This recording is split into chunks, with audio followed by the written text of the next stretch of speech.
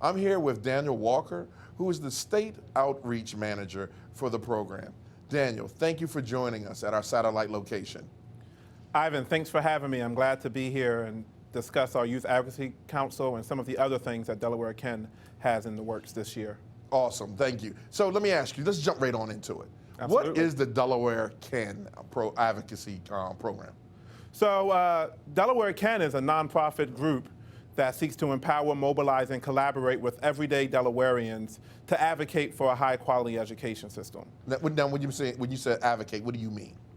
Speak directly to those individuals in power. Right. Share your voice, your opinions, and your thoughts on what you see working and what you see not reaching the mark in education. Looking to change a system and transform a system that has traditionally underserved many black and brown students. That's what I mean by advocating, using your voice and your natural authority to take and be a part of change. Oh, wow, that's amazing, that's amazing. So we're approaching this Student Voice Week. Yes. What is that? So the Student Voice Week really started with the inception of our Youth Advocacy Council, which launched in 2017. This year we're doing something different. Okay. We are bringing over 40 high school students to the city of Wilmington, and they will spend 35 hours with us, education leaders, policymakers, learning about what is advocacy. How do you think about changing the system? What levers do you pull? But also learning about the policies that dictate what they see in the classroom every day. That's what we're looking to do. We're looking to inform them on education policy that they're traditionally not used to having at the table. Now, why is the student voice so important, Daniel? This is a good question. And for me, it's probably one of the most important questions when we talk about what goes into education policy. Student voice is important because they're in the classroom every day. They see what happens. They see how teachers teach. They see the curriculum. They see the materials. I always say I worked at the House of Representatives, and I was in meetings with policymakers and education leaders and even community leaders. Right. And we were discussing the important issues that affect children day in and day out. But the one thing I did not see at the table was students. Right. And that's what we're looking to do. We're looking to change who is influencing and informing the policy discussions at the state level. And we wholeheartedly believe that students have to be a part of that discussion if we're going to reach the mark. Now, do you really think that students, their voice will really be heard in this? I do. As I said, I worked at the House of Representatives, and I have seen how 1 or 2 or 3 individuals can influence policy. Legislators want to hear from students. And this is the experience that we have gotten in the reception we have received from how we engage our students. And when we take them down to Dover, we've had students talk to the education committee on testing. We've had students talk to legislators about teacher diversity. Right. Our first cohort in 2017 produced a report on how do we influence the number of teachers of color we have in the state. And from that report, the governor's office reached out, and we had a conversation with the governor around what he could be doing to increase teacher diversity. And that's only a small step. Students are doing a lot more through this program, and legislators are starting to listen. Now, see, that's a whole other topic, but I got to ask you right now, teacher diversity, is it important, and why is it important? This is a discussion that I have all the time with individuals. They use the word, don't we just want good teachers? Right. As if, the idea of role models is something new. Right. And unheard of, right? Studies have shown, a male that has 1 teacher of color by 4th grade, they're about 30% less likely to drop out of high school. Wow. We see that teachers of color are more likely to identify students of color as gifted and talented. Right. And put them in programs that match that, right? We see the rigor improved by teachers of color. We see higher expectations set by teachers of color, and students are meeting those expectations. Right. I benefited from teachers that looked like me. Right. I know all the teachers of color that I had, and I still talk to some of them to this day. Right. And they come understanding that they have to be a role model for students. And quite frankly, as a black guy who grew up in a low-income area in Section 8 housing, I totally benefited from teachers who looked like me. I don't believe I would be where I am now if it wasn't for those role models in the classroom. Exactly, and the same here. Now, Daniel, I got to ask you this. Why is it taking Delaware so long, or even across the world, to get so long about fixing the school problem, the education problem, the education gap? You know, we could put a man on the moon, but some of these classrooms and the way that curriculums are set, they're still 1930, 1940. You know, what's taking it so long? And how can Delaware intervene and fix that? You know, Ivan, as I stated, we are working at the system level. We're working at the state level to influence the policies that trickle down into our classroom. Right. And we're bringing in community voice to help do that. Right. If you take out community voice from the conversation, what you now have are a lot of talking heads who don't have any idea of what the person from inner city Wilmington needs, or the person from Laurel or Dover needs. Right. So how can we improve our education system here in Delaware, and why we haven't already? You know, those are questions I ask every day to people in power. Right. And some of the ideas that I believe that are really responsible for how our system is not reaching all the students is we have a belief gap. I talked about teachers of color. I talked about on setting high expectations. We need that across the state, a belief in students, a belief that you can do better, right, and a belief that if I set expectations, you'll meet it. But also, what I believe we have is a lack of accountability. Okay.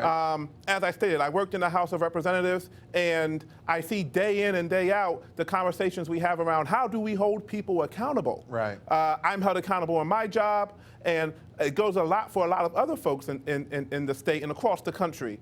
If no one's held accountable for the performance of our school systems, are we really going to improve? Right. I asked the question, if schools have traditionally underserved students for years, and they're still operating, and the leadership is still the same, and the teachers are still the same, are we really trying to change a system that has failed students? Right. And I don't believe so. We have to make sure people are accountable. We have to make sure we have expectations that they can succeed, but we also have to make sure we have equity in our resources, and we don't have that in Delaware. I hear you. I hear you. Now let me ask you this.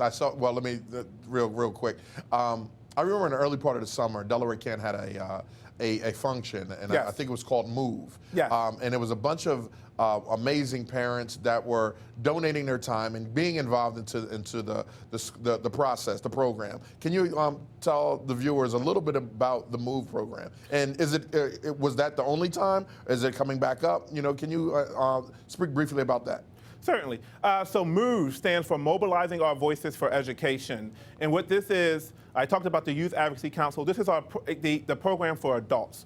We take individuals 18 plus in this program, and it's 10 weeks, 2.5 hour sessions, Right. with including some outside work, of course. But what we do is we get parents involved, adults involved Wow. in the education discussion. Right. We have parents from inner city Wilmington. We have parents from Dover. We have individuals who have now started serving on committees within their school district Get out. and councils throughout the state through this program because they've been engaged and they've been informed. So our Move Advocacy Boot Camp, which is starting up again in September. Good. We are looking to train over 30 parents this year.